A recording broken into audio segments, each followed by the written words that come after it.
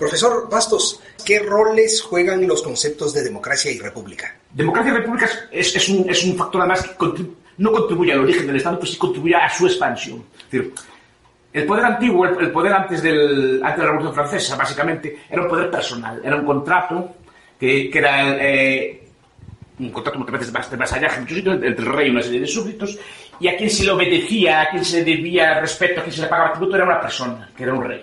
Pero claro, eso tiene un papel limitador enorme. Cuando alguien nos cobraba impuestos, veíamos rápidamente la persona cobrando, veíamos un rey rico, un rey con muchos amantes, un rey con muchos lujos, entonces no queríamos, no resistíamos, había lo que se llama conciencia de clase a la hora de resistirse al poder real. Pero no, ahora somos todos. El Estado es un ente gaseoso. Ahora no damos la vida por Efraín Ríos Montt, no damos la vida por Otto Pérez Molina, nos damos por la República de Guatemala.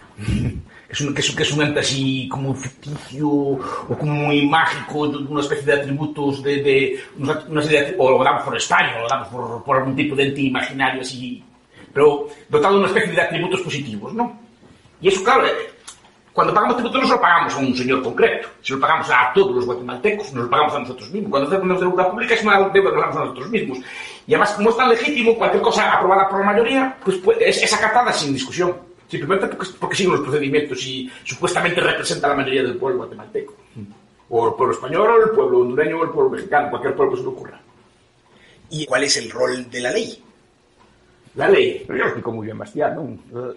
La ley, y tú explico también muy bien, Carles. Mira, la ley, tal como entendemos, nosotros distinguimos, los austriacos antiguos distinguen entre ley y legislación. Lo que hay ahora es legislación, no es ley. Y como decía Carles, la ley es la voluntad del Führer. Como decía Ulpiano, la ley es la voluntad del César. Es decir, la ley a día de hoy, la ley encarnada, la ley positiva, es la decisión de un político. Y cualquier decisión que él tome, si tiene una mayoría parlamentaria, es la ley. La legislación antigua era distinta, era un conjunto de costumbres que se iban sancionando más o menos evolutivamente a lo largo del tiempo. Pero ahora no hay ley, hay legislación. La ley es una encarnación de poder, es el poder expresado de forma escrita.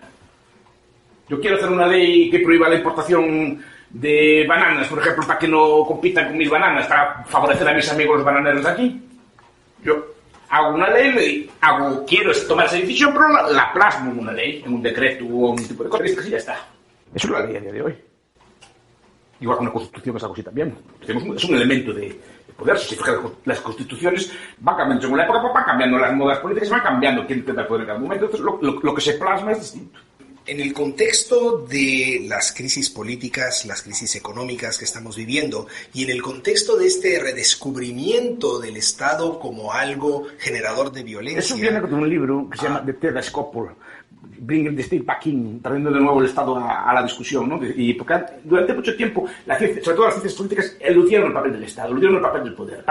Lo que estudiaban las ciencias políticas básicamente eran procesos, estudiaban elecciones, estudiaban procesos de elaboración de políticas públicas, lo estudiaban como todo como una forma muy aséptica, como si fuera una cosa así buena, ¿no? Partiendo de un apriorismo bueno, de que lo que hace el Estado es por el bien común, pues estudiaban pues esto, las etapas de una política pública, cómo se hacen unas elecciones, cómo se hace un referéndum, cuál es la mejor forma de organizar las instituciones, pero no entraban a fondo en qué es el poder, qué es el Estado, por qué mandan a estos señores, qué es el Estado.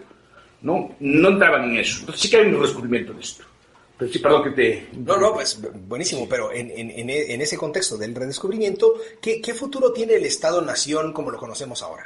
No lo sé, porque eso evoluciona. Las formas del Estado fueron cambiando con el tiempo. Ahora estamos, por ejemplo, en la Unión Europea está apareciendo una forma política nueva. Es poder igual, pero no tiene la forma de Estado-nación, sino que es una especie de supraestado, como el Imperio Germánico. Estamos viendo que va a salir de ahí. Puedes convertirse en una especie de dictadura burocrática o hiperlegítima, puede fragmentarse de nuevo, no se sabe. Estamos asistiendo a esa evolución que puede salir de ahí, no lo sé. El Estado de la Nación puede morir como igual que nació. De hecho, el Estado-nación nace contra formas que para mí hay mucho más interesantes. Nace contra el Sacro Imperio Germánico, por ejemplo, nace contra las ciudades-estado, nace, por ejemplo, contra las ligas, la Liga Hanseática, por ejemplo, que eran ciudades que no tenían continuidad territorial, tenían la misma ley, la misma moneda, pero no tenían continuidad territorial. La idea de que el Estado es un territorio y que tiene que ser continuo y que todo lo que hay en ese territorio tiene que ser igual es una idea relativamente tardía. No es desde los orígenes. La gente antes admitía, por ejemplo, que había varias soberanías, que en el mismo territorio podía haber varias soberanías. La del Papa, la del Rey, en contradicciones, y que había límites al poder, que el Estado no era soberano, sino que había muchos poderes que frenaban ese poder, había poderes en concurrencia. Pero desde la parte de nuestra nación tenemos la idea de que en cada territorio tiene que haber un jefe, y un único jefe. Preguntaba precisamente porque mencionó la Liga Hanseática y las ciudades-estado, y actualmente se habla de ciudades libres, y se habla de leap zones, por ejemplo, y dentro de esta nueva teoría del Estado, ¿hay lugar para ese tipo de experimentos y exploraciones? Yo creo que sí, como experimentos exploratorios también. ¿Sabes qué pasa? Que al final son como entes tolerados, es como los paraísos fiscales, ¿no? Y lo que tengo yo miedo es que se convierta en algo de eso, en una especie de ente tolerado a ver qué pasa ahí o dejar hacer. Y que como moleste mucho, pues es fácilmente acabar con él.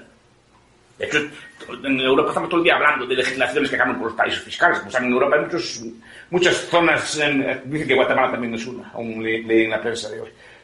Pero bueno, hay Liechtenstein, Mónaco, San Marino, hay una especie de islas en el canal, hay la de Man, etcétera, una serie de islas así, Gibraltar, hay una serie de enclaves que funcionan así como este tipo de cosas. Pero claro, esos enclaves se puede acabar fácilmente, rápidamente con ellos, ¿no? Es un reto con cerrar la frontera o quitarles una especie de estatus, se puede acabar con ellos. Yo que me temo que este tipo de ciudades que sí que se otorguen, que son buenas, que sirven como experimento para crear cosas nuevas, que sean, claro, a medio plazo se puedan convertir en unos top que acaben con ellos. Pero bueno, como experimento también, mientras se puede hacer, sí, me parecen muy interesantes. Por ejemplo, Free State, creo que está cerca de aquí, ¿no? Están haciendo un experimento aquí. En Honduras, por ejemplo, sí, están haciendo unas... Quieren hacer una isla también, que se llama una isla en medio del mar o totalmente libertaria. Claro. Sí que me parece bien. Pero ya hay esos experimentos por el mundo, ¿eh? Hay países como Mónaco sin impuestos, o literalmente casi sin impuestos. Y que florecen y van bien, ¿eh? No son malos ejemplos.